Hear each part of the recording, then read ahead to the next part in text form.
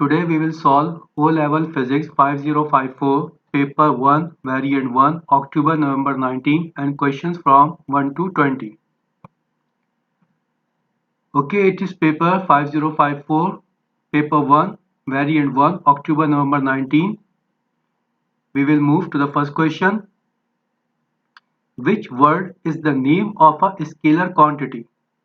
Option A, acceleration. Acceleration is defined as rate of change of velocity and it is a vector quantity. Option B, force. Force is push or pull and it is also a vector quantity. Option C, mass. Mass is defined as quantity of matter in a body and it is a scalar quantity. Velocity is defined as a distance covered per unit time in a particular direction and is also a vector quantity. So option C is scalar. So correct answer is option C. Question number 2. What is the size of the resultant of two forces shown in the diagram? Here are two forces. One force is of 4 Newton that is along x-axis. Second force is 3 Newton that is along y-axis and we have to calculate the resultant of these two forces. To calculate the resultant of these two forces, we have drawn a force here. That force is equal to 4 Newton and here we have drawn a force that is equal to 3 Newton. Now we got a rectangle or we can say we got a parallelogram and in this parallelogram or rectangle the diagonal will be the resultant of these two forces. Now we are looking that we got a right angle triangle and in the right angle triangle we can apply Pythagoras theorem. According to Pythagoras theorem, hypotenuse square is equal to base square plus perpendicular square. So we can say according to Pythagoras theorem r square is equal to 4 square plus 3 square. R square is equal to 4 square plus 3 square and by solving this one we will get the answer R is equal to 5 Newton. So resultant force is equal to 5 Newton and correct option is option C. Answer is option C. Next question, question number 3. A length of copper pipe of uniform cross-section and several meters long carries water to a tap. Measurements are taken to determine accurately the volume of copper in the pipe. Which instruments are used? Okay, first we read the options. Option A, micrometer and rule. Option B, micrometer and calipers. Option C, rule and tape. Option D, tape and calipers. Okay, to calculate the volume, we should know the length of the pipe. To calculate the length of the pipe, we have to use meter tape because it is several meters long. Second thing, we have to find out the cross-sectional area of the pipe and to calculate the cross-sectional area, we have to use vernier calipers. So we can say option D is correct option. We have to use tape and calipers. So answer is option D.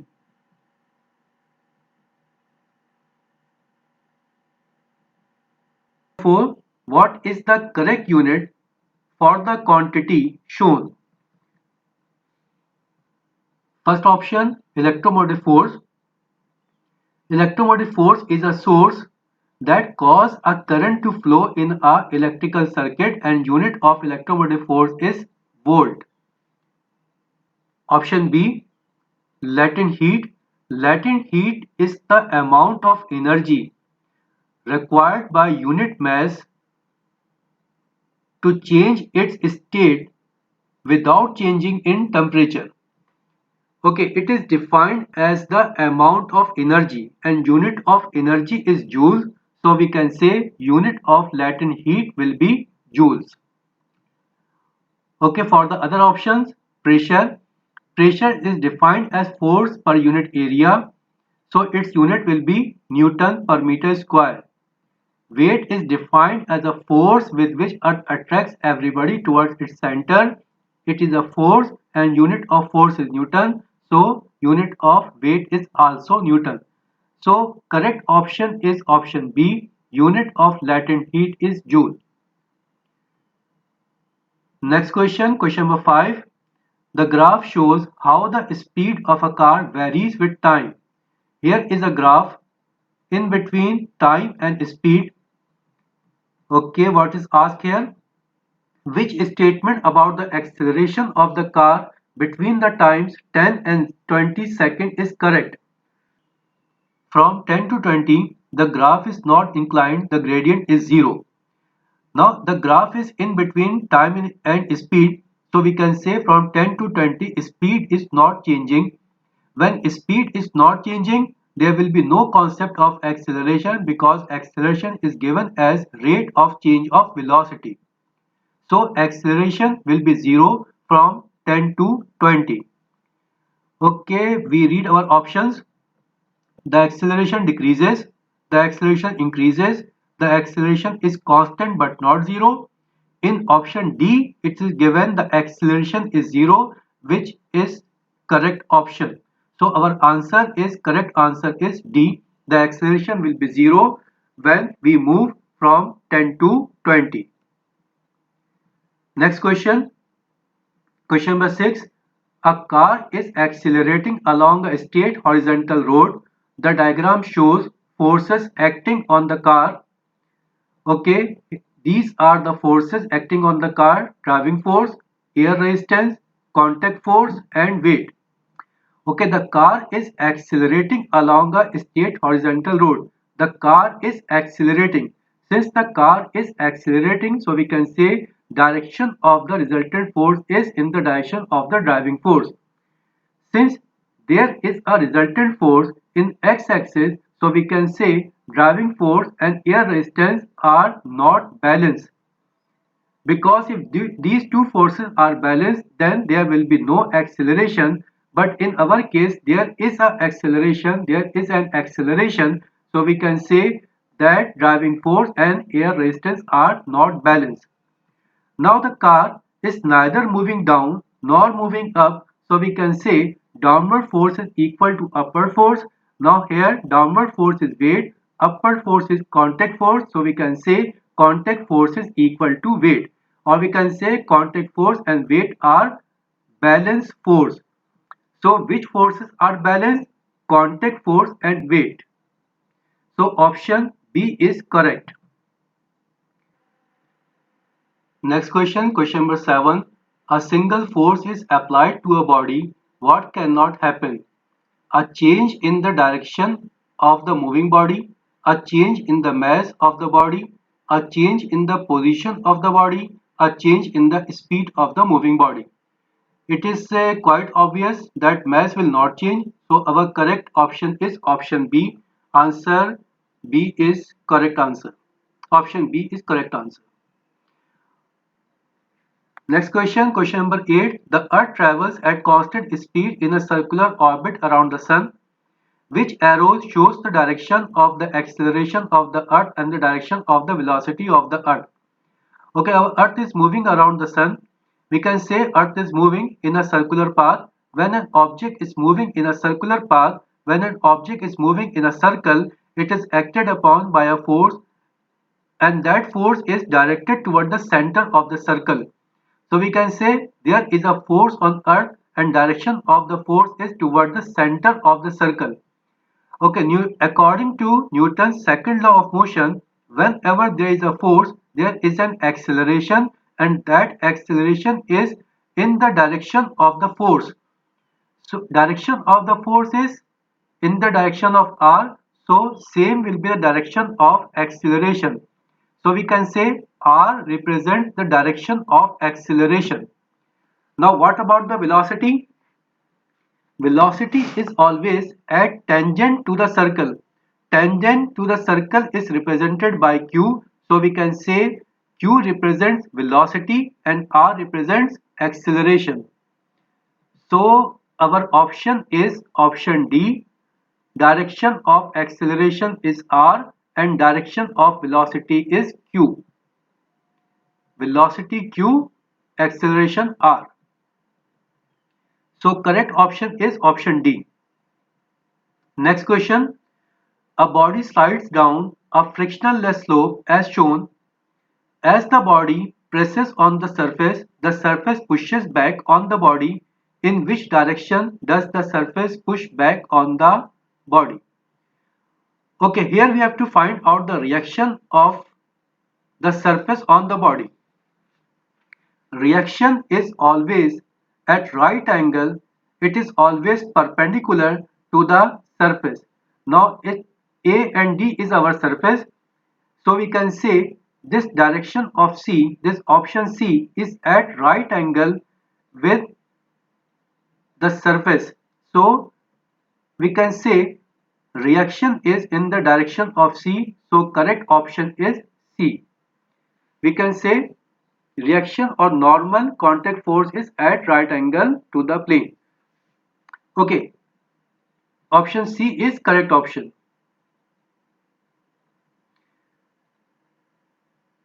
Question number 10. There is no atmosphere on the moon. Two metal spheres of identical volume but different mass are at rest at the same height above the ground on the moon. They are dropped at the same time. How do the spheres move after release? When two objects of different masses are dropped from the same height, they will hit the surface at the same time because free fall is independent of the mass.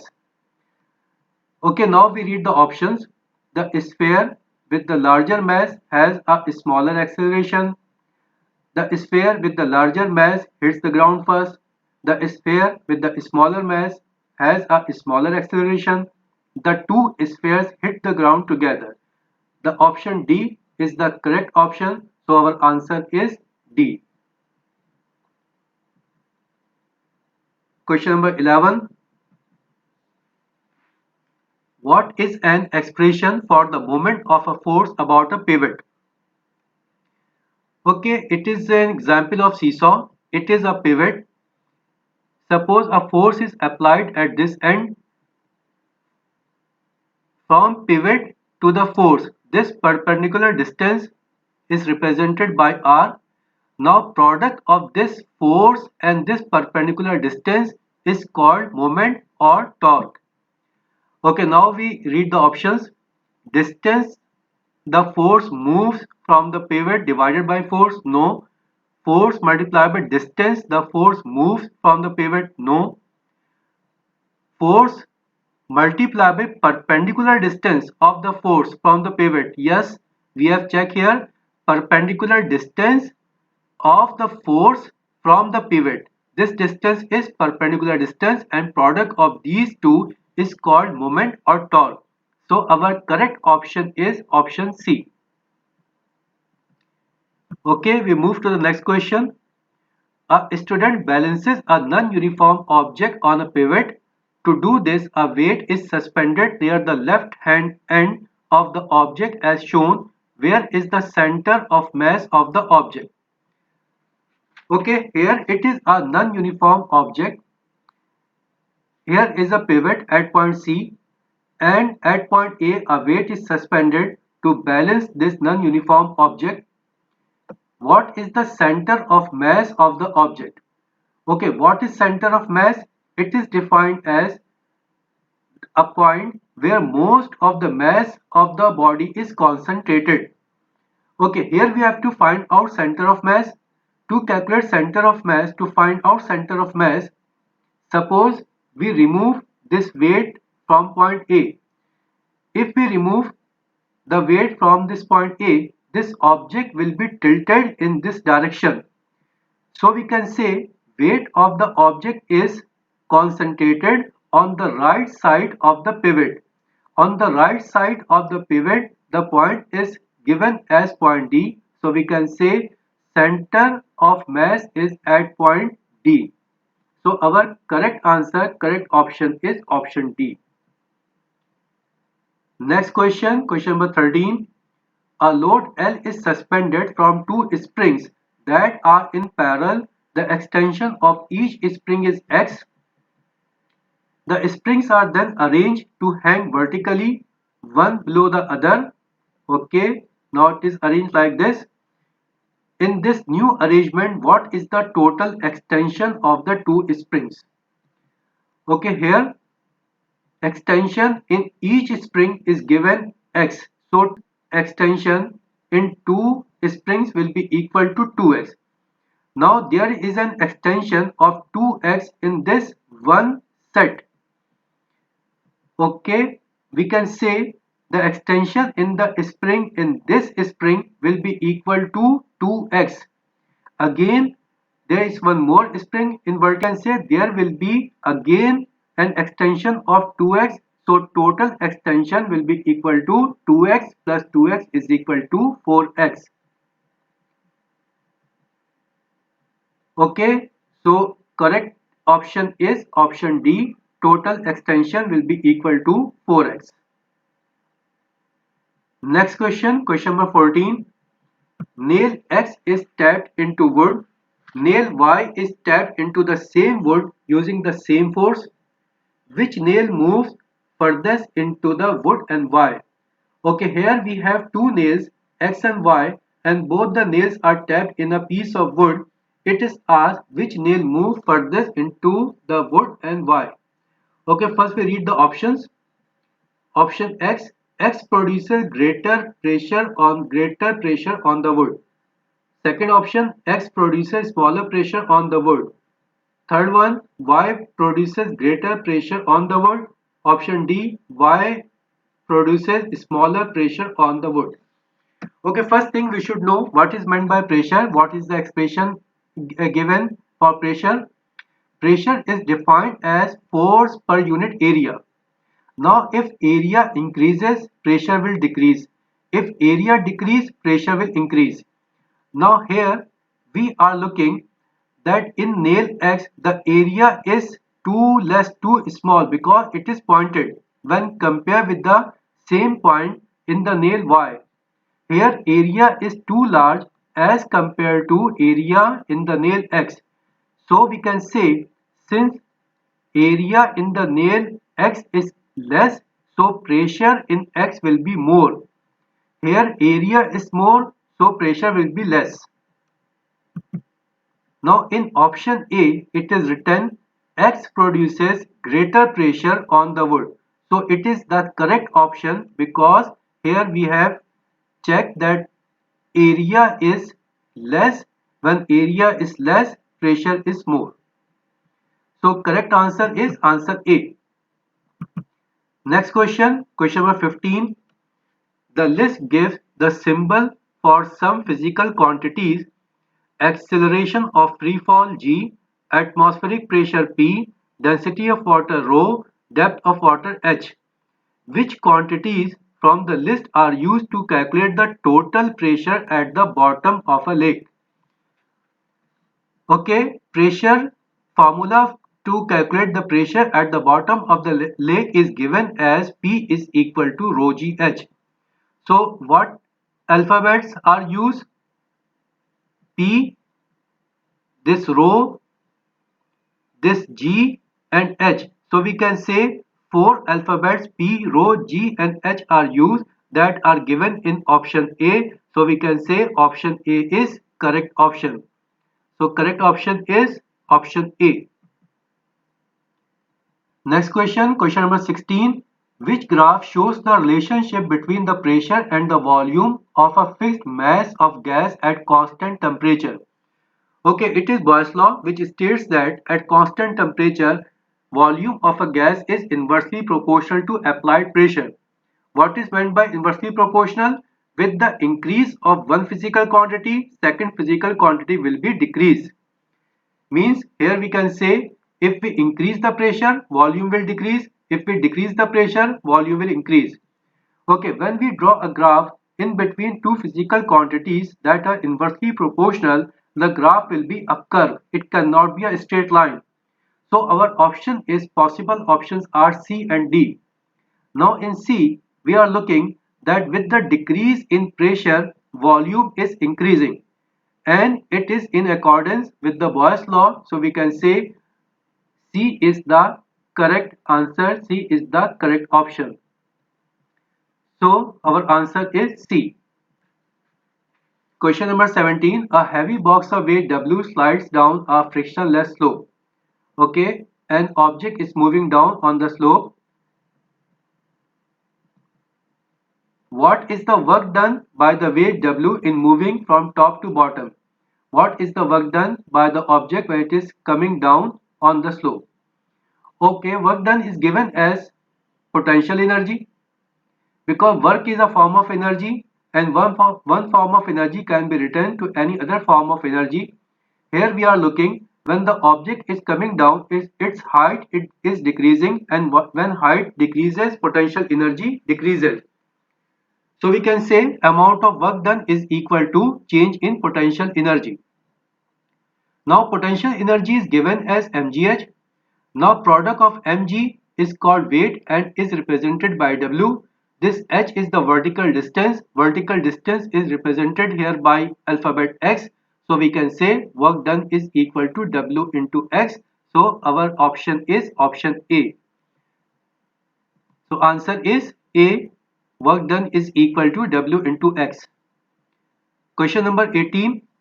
Where is energy released by the fusion of hydrogen nuclei to form helium? Okay, the topic is from radioactivity, and in the chapter of radioactivity you have studied that in the core of the sun fusion reaction is taking place. Okay, so our answer is D. Question number 19. Which change on its own increases the range of a liquid in glass thermometer? Okay, in the chapter of temperature, thermal physics, you have studied that to increase the range of thermometer, we have to increase the bore or the diameter of the capillary tube.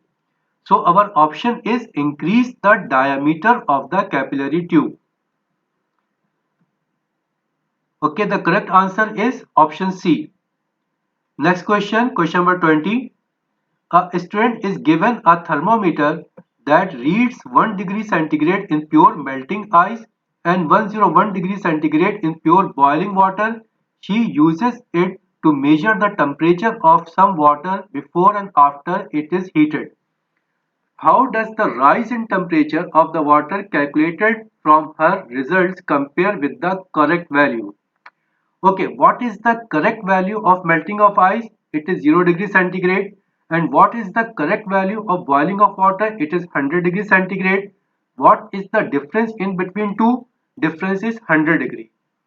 Now on the scale, what the student is using, the melting point is given 1 degree centigrade and boiling point is given 101 degree centigrade. Now again, what is the difference? Difference is same 100. So we can say there is no difference, it is the same. So our correct option is B, correct answer is option B.